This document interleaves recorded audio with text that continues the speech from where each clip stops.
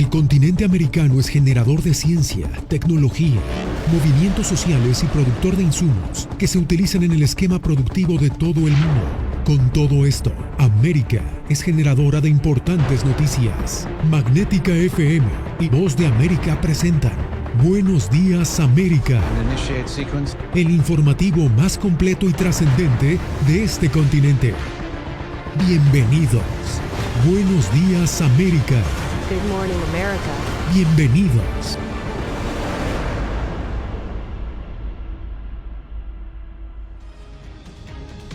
Bienvenidos. Comenzamos las noticias con el homenaje que a esta hora reciben las víctimas del tiroteo en la escuela de Uvalde, Texas. Una tras otra, llegan personas de todo el país para rendir sus respetos. Y en el lugar está Celia Mendoza. Nuestra enviada especial ha podido presenciar las críticas que ha recibido la policía por su respuesta a la masacre. ¿A qué se deben los señalamientos, Celia? Realmente a la falta de información y también información que no fue correcta. Hoy se dio una conferencia de prensa para clarificar, por ejemplo, que el atacante no lo trató de parar ningún oficial. Esto hasta ahora no se había sabido. Inclusive ahora nos indicaron que tomó 4 minutos para que llegara la primera unidad que respondió a este ataque. También se habló acerca del tiempo y cuánto duraron las autoridades tratando de negociar con este hombre, quien al final simplemente no les puso atención. Muy triste, I lost my baby girl, I lost my baby girl, I lost my baby girl.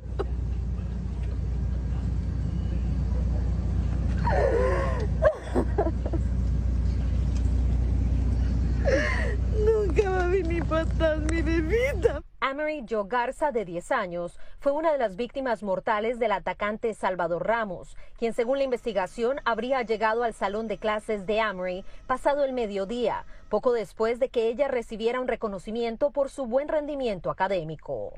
Venimos para su ceremonia, pero no nos la llevamos. Ella se quedó aquí.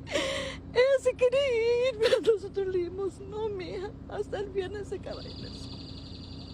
La niña estaba en 4º grado y a su aula llegó el atacante armado. Allí se instaló con sus armas. Según las autoridades, el incidente inició a las 11:30 de la mañana y terminó alrededor de la 1 de la tarde. Yo estaba acostado cuando oí que chocarme y después se oí balazos, que fue cuando me levanté. Y salimos aquí afuera y se siguieron oyendo más balazos. Y ya después ya fue cuando llegó la policía. Disparos que estos padres de familia intentaron frenar ellos mismos. ¿Qué me vas a disparar, güey? Tras denunciar la falta de acción de la policía y verse en el piso en esposas en medio de la desesperación. La policía tiene que hacer su trabajo, que tiene que retener a la gente para atrás, porque si está pasando algo que se están tirando, ¿verdad? Pero uno comprende que si mi hijo o mi hija estaban adentro, uno quiere ir a ayudar.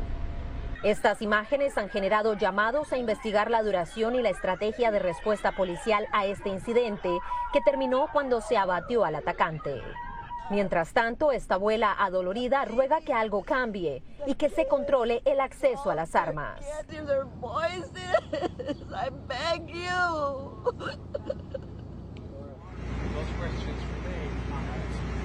2 días después de esta masacre, el esposo de Irma García, una de las profesoras que fue abatida durante este evento, murió de un ataque al corazón. Ellos se conocían desde la escuela y tenían 4 hijos. Yasmín. Qué difícil situación, Celia. Y justamente en busca de respuestas, autoridades locales y federales investigan quién era Salvador Ramos y qué lo habría llevado a perpetrar esta masacre.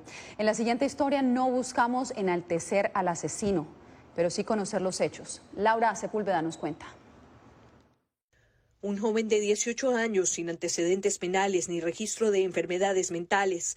Así era Salvador Ramos, identificado como el autor de los disparos que cegaron la vida de 19 niños y 2 maestros en una escuela de Uvalde, Texas. Sin hacer apología del delito ni dar publicidad al perpetrador, La Voz de América acudió a expertos para descifrar a Salvador Ramos con la esperanza de prevenir que hechos similares se repitan. La impulsividad es un factor de riesgo, la irritabilidad es un factor de riesgo.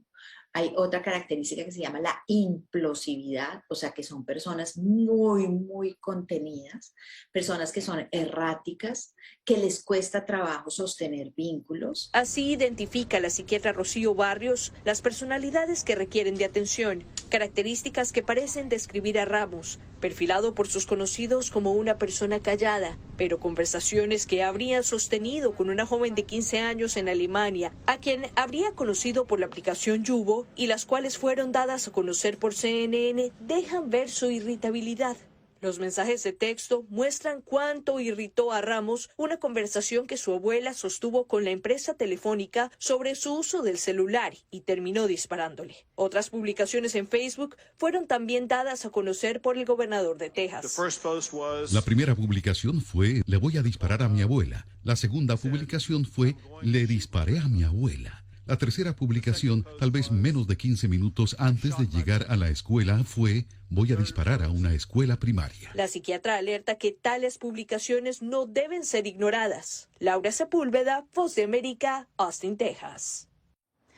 Y mientras se despejan muchas de estas preguntas, esta comunidad de mayoría hispana rinde tributo con altares, flores y oraciones a los inocentes que perdieron su vida en esta terrible tragedia. Ella es Alexandria Rubio. Igual que todos los niños que murieron a manos de Salvador Ramos, cursaba cuarto grado. Horas antes de fallecer, Alexandria habría recibido un diploma de honor por sus excelentes calificaciones. A Eliana García le encantaba la película Encanto, las porristas y el baloncesto, según decían sus abuelos. Tess Mata amaba los bailes de TikTok. El primero en ser identificado entre las víctimas fue Javier López. Su familia era originaria de El Salvador, también brillaba en el cuadro de honor. Era primo de Jayla Silguero y Jace Carmelo. Jayla terminó yendo ese día a la escuela, aunque en principio habría preferido quedarse en casa. Los tres murieron en el tiroteo. Sus familiares describen a Rogelio Torres como muy amoroso. Eliana Cruz estaba emocionada y nerviosa por su último partido de softball de la temporada, que se celebraría ese martes. José Flores amaba el béisbol y los videojuegos. Los padres de Makina Lee Elrod están destrozados. Usaya García era el menor de las víctimas, tenía tan solo 8 años de edad. Amery Garza. Durante 7 horas, su padre Ángel Garza luchó para encontrar a su hija. Jackie Cázares era prima de Anabel Rodríguez y ambas estaban en la misma clase. Alicia Ramírez ayudó a una pareja a superar la pérdida de su hijo, quien era su mejor amigo. Navej Alicia Bravo se caracterizaba por poner una sonrisa en cada rostro de su familia. A Laila Salazar le gustaba bailar y también hacer videos de TikTok. Esta tragedia apagó la vida de 2 heroínas más. La maestra Eva Mireles llevaba 17 años trabajando en ese distrito escolar. Irma García también fue maestra por 20 años de su vida. Todas las víctimas del tiroteo en la escuela primaria Rob de Uvalde ya fueron identificadas, sus cuerpos fueron retirados y las familias tendrán que vivir con su ausencia para siempre. Los padres de esos 19 niños que perdieron la vida en la masacre de Uvalde deben ahora afrontar un duro proceso de duelo para superar esta tragedia. Anthony Belche habló con algunos expertos sobre el impacto del ataque en las familias de las víctimas y en sus comunidades. La tragedia de Uvalde ha impactado de lleno en todo Estados Unidos, pero sobre todo a los padres de los 19 niños que perdieron la vida a tiros en la escuela. Ellos ahora deberán empezar un duro proceso de duelo para superar, en la medida de lo posible, esta pesadilla. Perder un hijo es una de las cosas más grandes y perderlo de una manera tan violenta e inesperada es realmente de consecuencias catastróficas. Un proceso de 5 etapas: la negación, la depresión, la ira, la negociación y al final la aceptación. Aunque en muchos casos los padres pueden sentir culpa al pensar que las cosas hubieran sido diferentes si hubieran escogido otra escuela o se hubiesen mudado a otra ciudad. Ese sentimiento también forma parte del proceso de duelo. Desafortunadamente ocurrió ahí, pero no era culpa de ninguna persona y es una casualidad que ocurrió allí. El impacto emocional también se traslada a muchos hogares del país. Padres preocupados por la seguridad de sus hijos, pero también los niños. Lo importante es, a pesar de todo, mandar un mensaje de que en las escuelas estarán seguros. Y ayuda mucho a los niños a regresar a la escuela y estar más seguros. Las mismas maestras y maestros van a tener que dar más seguridad a esos niños. Ahora muchos se preguntan qué pasaba por la cabeza de este joven para cometer una carnicería como esa. Muchas incógnitas que aún no tienen respuesta. Todavía no sabemos muy bien de qué sufría, si tenía problemas, por ejemplo, de depresión, de ansiedad, si tenía un psicosis, esquizofrenia, si era bipolar. Los expertos recomiendan que ante cualquier síntoma de depresión o ansiedad severa, lo mejor es acudir a un profesional de la salud mental. Anthony Belchi, Voz de América, Miami. Hacemos una breve pausa y volvemos con más información aquí en El Mundo al Día. Toda persona que está al mando de un avión o de una embarcación tiene obligación de rescate, de salvamento. Y es simplemente esa empatía con la humanidad, es decir, tener que asistir a esa gente. Yeah.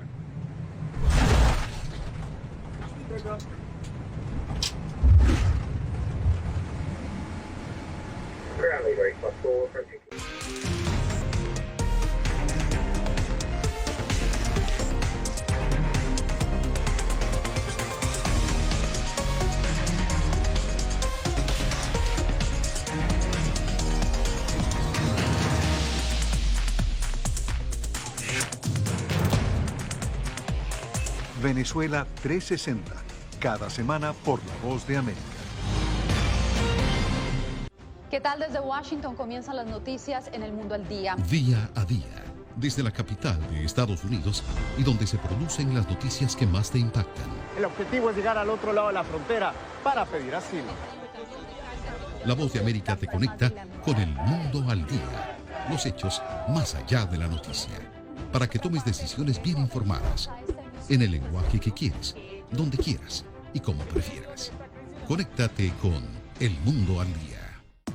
La Voz de América te invita a ser parte de nuestra familia a través de las redes sociales. Encuentra en tu muro las últimas noticias de tu país en su conexión con Estados Unidos, la región y el mundo. Historias que empoderan las voces latinoamericanas de política, economía, salud, actualidad, balanceadas y precisas. Únete a un equipo de origen hispanoamericano que trabaja para conectarte con los tuyos. Síguenos en Facebook y conviértete en protagonista de una historia que tú mismo ayudarás a construir.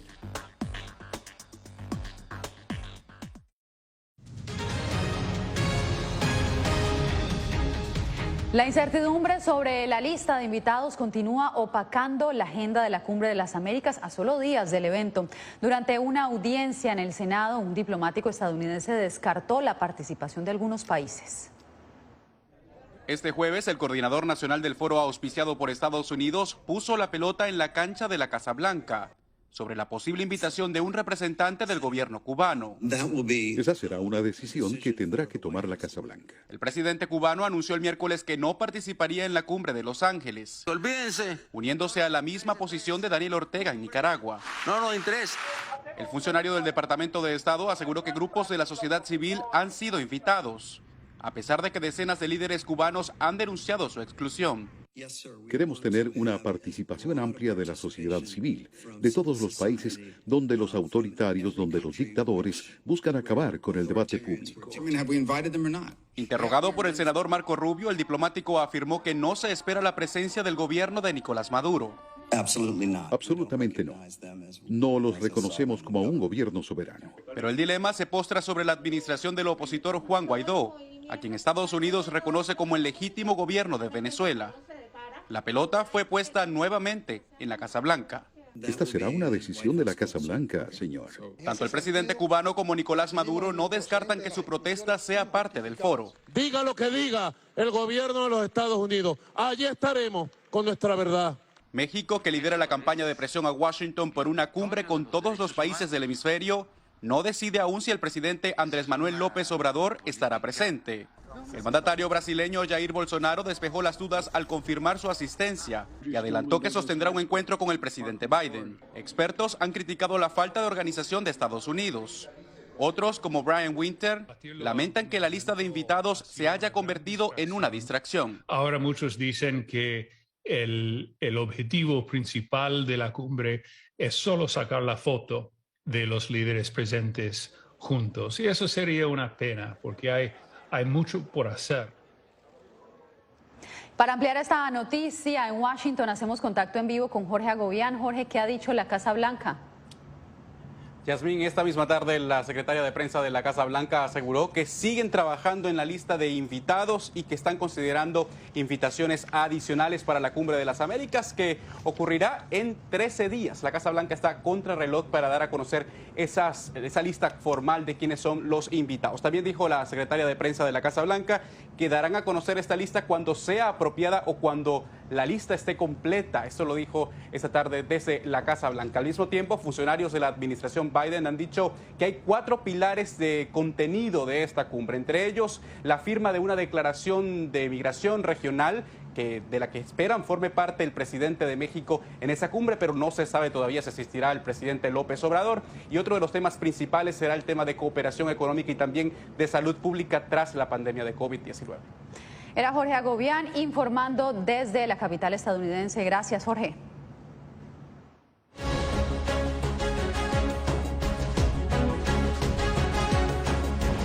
Mientras Colombia y Estados Unidos se disponen a celebrar 200 años de relaciones bilaterales ininterrumpidas, surge el interrogante de cómo continuará el vínculo si la izquierda llegara al poder en ese país. Justamente a Bogotá llegó Adriana Núñez Rabascal, nuestra enviada especial. Adriana, me place saludarte. ¿Cómo están las relaciones en este momento entre ambas naciones?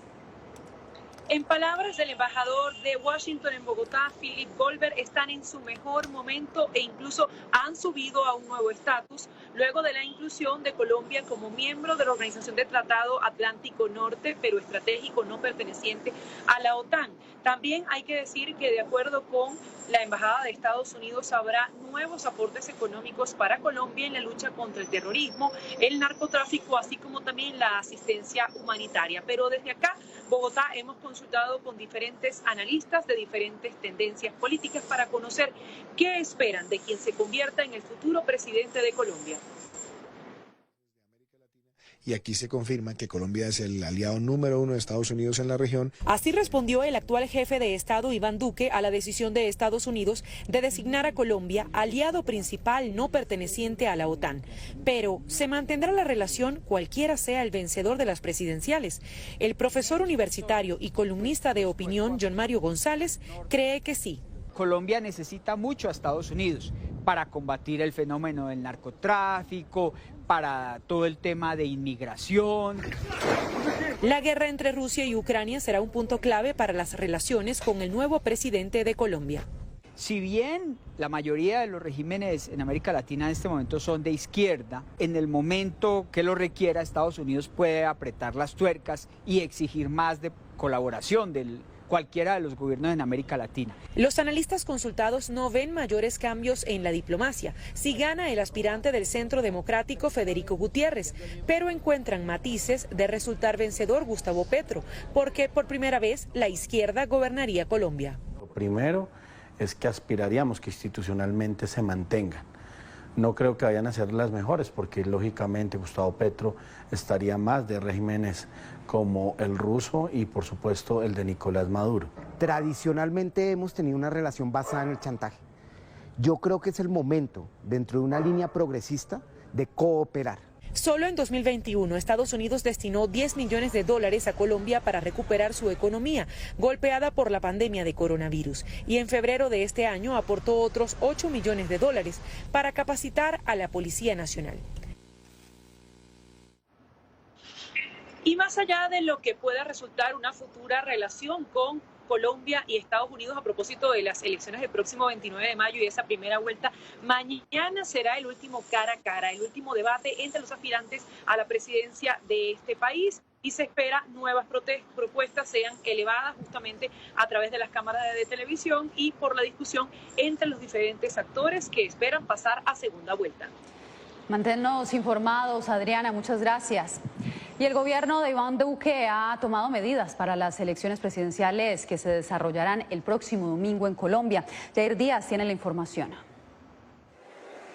Para garantizar el desarrollo adecuado de las elecciones presidenciales en Colombia, el Ministerio del Interior anunció el cierre de todas sus fronteras. Ordena el cierre de las fronteras terrestres y fluviales a partir del día sábado a las 6 de la tarde hasta el día lunes a las 6 de la mañana. En esta medida están exentos los colombianos que están debidamente inscritos en los puestos de votación y que podrán ingresar a territorio colombiano para ejercer su derecho al voto. Ese cierre de fronteras lo que busca es proteger el proceso electoral. Recuerden que en este momento ya están en operación las mesas de votación en zona de frontera para aquellos ciudadanos colombianos que estando en el extranjero ingresan a territorio nacional a su proceso de votación. Además del cierre de fronteras, otra de las medidas adoptadas por el gobierno es la ley seca, que entrará en vigencia el fin de semana de la jornada electoral. No podrá haber ni expendio ni consumo de licor desde el día sábado a las 4 de la tarde hasta el domingo al mediodía. Decisión que no comparte el gremio de bares por considerar que la hora de inicio de la ley seca afectaría de forma negativa al comercio. Restringe, por supuesto, esa actividad económica principal nuestra y esto trae como consecuencia unas grandes afectaciones. Un poco más de 39 millones de colombianos están llamados a las urnas para elegir el 29 de mayo al sucesor del presidente Iván Duque. Jair Díaz, Voz de América, Bogotá. En breve, el gobierno de Nayib Bukele extiende nuevamente el régimen de excepción para combatir a las pandillas.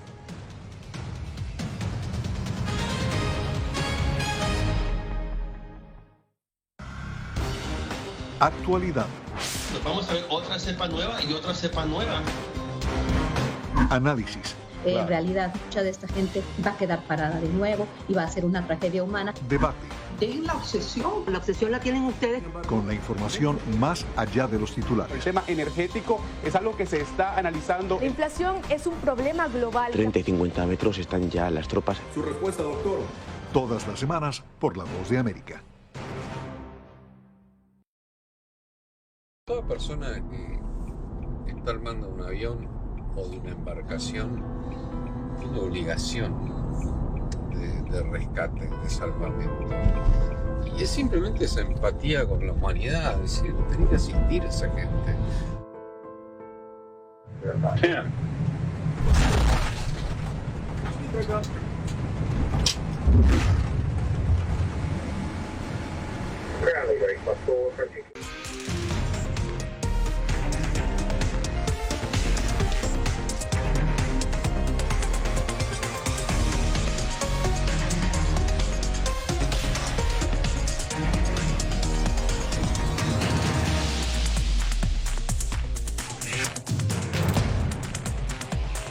Venezuela 360, cada semana por La Voz de América.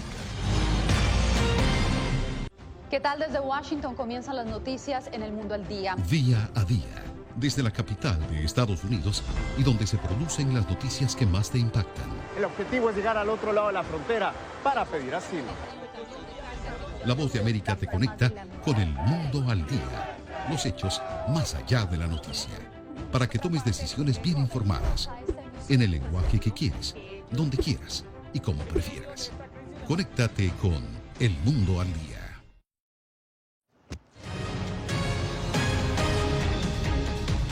Por tercera vez, el Congreso salvadoreño prorrogó el régimen de excepción. Raquel Herrera nos habla del alcance de esta medida. 35.000 capturas y en medio de señalamientos de violaciones a los derechos humanos, la Asamblea Legislativa con mayoría oficialista prorrogó el régimen de excepción por 30 días más. Derechos como la libertad de asociación, a una detención administrativa de 72 horas y la inviolabilidad de la correspondencia y telecomunicaciones seguirán suspendidos hasta el 24 de junio. Hay muchas voces disonantes que cuestionan y que quieren hacer cuentos sobre los derechos humanos, pero no de las víctimas. Esta guerra es hasta erradicar las pandillas del territorio salvadoreño. La oposición cuestiona al gobierno asegurando que no todos los 35.000 detenidos están relacionados a pandillas y que siguen violentando los derechos humanos. Hoy murió otra persona en el penal de Salco. ¿Hasta cuándo va a ser suficiente? Unos vapuleados, otros por falta de medicamentos, van muriendo en las manos del Estado durante este régimen de excepción inmoral. El origen del régimen de excepción fue la matanza reportada a finales de marzo, que dejó 87 personas asesinadas en 3 días. Desde que se aprobó el régimen de excepción, el gobierno reporta más de una veintena de días con 0 homicidios. Pero la oposición y organizaciones defensoras de los derechos humanos critican que la única estrategia de la administración Bukele en seguridad sea la suspensión de derechos. Raquel Herrera, Voz de América, San Salvador. Usted no se mueva, quédese con nosotros. Regresamos con más noticias. Una persona que está armando un avión o de una embarcación tiene obligación de rescate, de salvamento.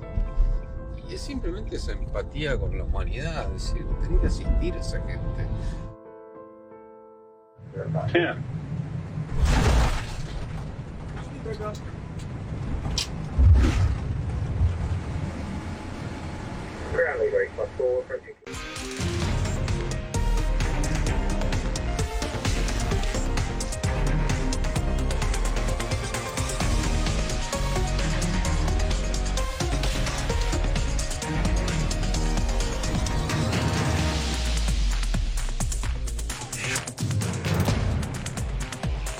Venezuela 360, cada semana por La Voz de América. ¿Qué tal? Desde Washington comienzan las noticias en El Mundo al Día. Día a día, desde la capital de Estados Unidos y donde se producen las noticias que más te impactan. El objetivo es llegar al otro lado de la frontera para pedir asilo. La Voz de América te conecta con El Mundo al Día. Los hechos más allá de la noticia. Para que tomes decisiones bien informadas. En el lenguaje que quieres, donde quieras y como prefieras. Conéctate con El Mundo al Día.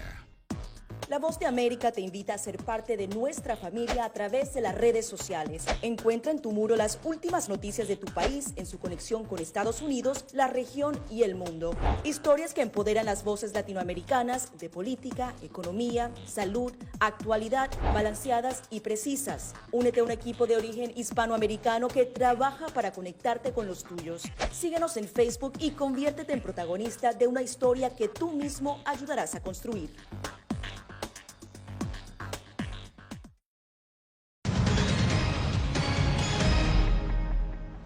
Mientras Bolivia se ha visto casi inmune a la inflación que golpea a América Latina, analistas se preguntan hasta cuándo podría durar esta tendencia.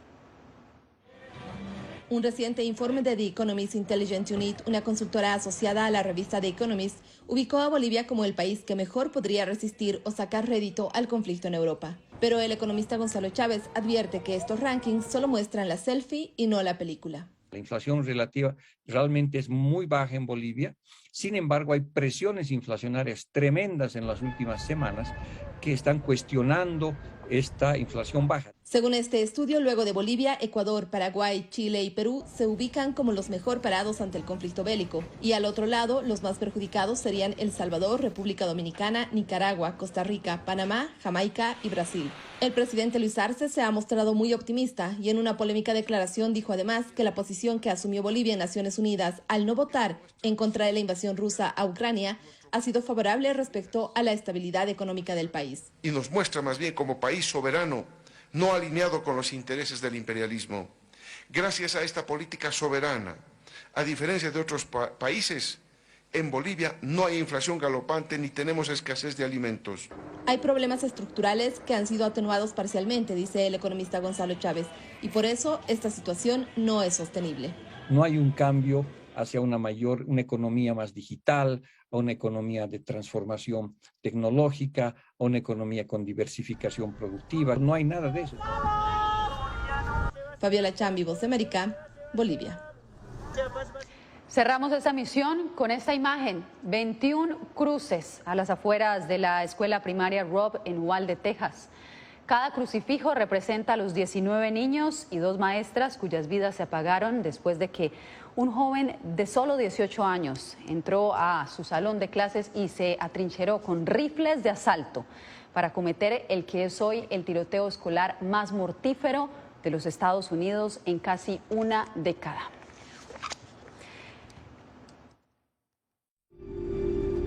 Gracias por tu atención.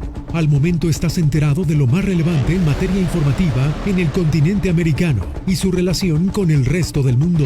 Esto fue Buenos Días América, una producción de Voz de América, presentado por Magnética FM.